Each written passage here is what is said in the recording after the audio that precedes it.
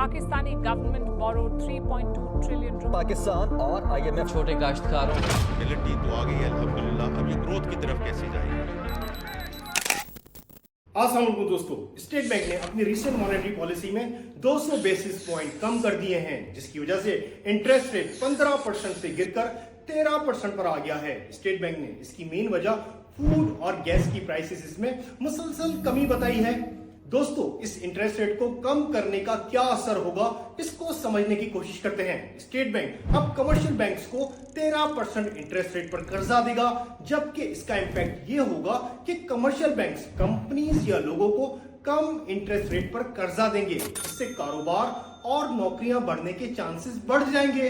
इस interest rate को बढ़ाने या कम करने के पीछे बहुत से फैक्टर्स होते हैं, जैसे inflation, economic growth, exchange rate वगैरह। दोस्तों, कुछ आसान एग्जाम्पल से इसको समझते हैं। अगर इकोनॉमी स्लो जा रही हो तो स्टेट बैंक इंटरेस्ट रेट कम कर सकता है, ताकि ज्यादा से ज्यादा लोगों को आसान शराइत पर कर्जा मिले और वो कारोबार कर सकें। एक और एग्जाम्पल से समझते हैं। अगर मुल्क की करेंसी की वैल्यू गिर रही है तो स्टेट बैंक इंटरेस्ट रेट को बढ़ाकर फॉरेन इन्वेस्टर्स को अट्रैक्ट करने की कोशिश करेगा, लेकिन इसके साथ साथ गवर्नमेंट को डिमांड और सप्लाई पर भी कंट्रोल करना पड़ता है, ताकि इन्फ्लेशन कंट्रोल में रहे। स्टेट बैंक की रिपोर्ट के मुताबिक इसके रिजर्व भी $12 बिलियन तक पहुंच गए हैं, जबकि रियल सेक्टर में, एग्रीकल्चर सेक्टर में भी ग्रोथ एक्सपेक्ट की जा रही है। इंडस्ट्रियल सेक्टर में लार्ज मैन्युफैक्चरिंग सेक्टर्स जैसे textile, automobile, coal, petroleum, oil and lubricant जैसे सेक्टर्स में पहले ही 2024-25 के पहले क्वार्टर में ग्रोथ देखी गई थी।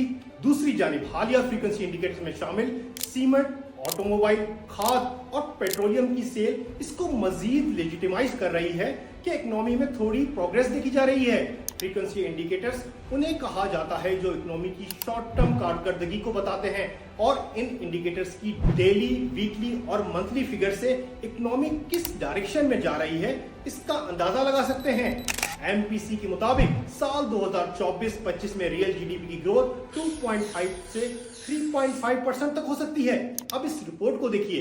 पाकिस्तान इकोनॉमिक सर्वे 2023-24 के मुताबिक एग्रीकल्चर सेक्टर में 6.25% की ग्रोथ हुई, और इस सेक्टर को अगर हम मजीद ब्रेक डाउन करें तो क्रॉप्स में 11%, लाइव स्टॉक में 3.89%, पोल्ट्री में 3% और फिशिंग में 0.81% की ग्रोथ हुई। वीट की 31.44 मिलियन टन की प्रोडक्शन हुई, जो साल 2022-23 के मुकाबले में 28.16 मिलियन टन ज्यादा थी। इंडस्ट्रियल सेक्टर में 1.21% की ग्रोथ हुई, जिसमें माइनिंग और क्यूरिंग में 4.85%, मैन्युफैक्चरिंग में 2.42%, कंस्ट्रक्शन में 5% और electricity, gas and water supply जो वाहिद सेक्टर था जो -10 रहा। सर्विस सेक्टर जो पाकिस्तान की 58% जीडीपी जनरेट करता है, वहां कुछ खास ग्रोथ देखने को नहीं मिली। कुछ सेक्टर्स को देखें तो होल एंड रिटेल ट्रेड में सिर्फ 0.32%, एजुकेशन में 10.3% की ग्रोथ हुई। अब वापस दोबारा मॉनेटरी पॉलिसी की रिपोर्ट पर आते हैं, जहां स्टेट बैंक के मुताबिक जुलाई 2024 से अक्टूबर 2024 के दरमियान करंट अकाउंट $0.2 बिलियन सरप्लस रहा, जिसकी मेन वजह एक्सपोर्ट में 8.7% की इंक्रीज के साथ साथ रेमिटेंसेस में भी इजाफा हुआ है, जबकि जून 2025 तक फॉरेन एक्सचेंज रिजर्व $13 बिलियन तक पहुंच सकते हैं।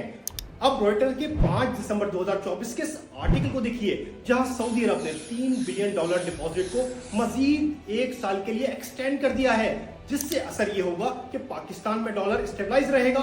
आईएमएफ की नजर से अगर पाकिस्तान के कुछ इंपॉर्टेंट इकोनॉमिक इंडिकेटर्स को देखें तो साल 2024 में annual real GDP growth 2.4%, annual GDP $374 billion, GDP per capita income $1500 से $1600 और जबकि एम्प्लॉयमेंट रेट 8% तक रह सकता है।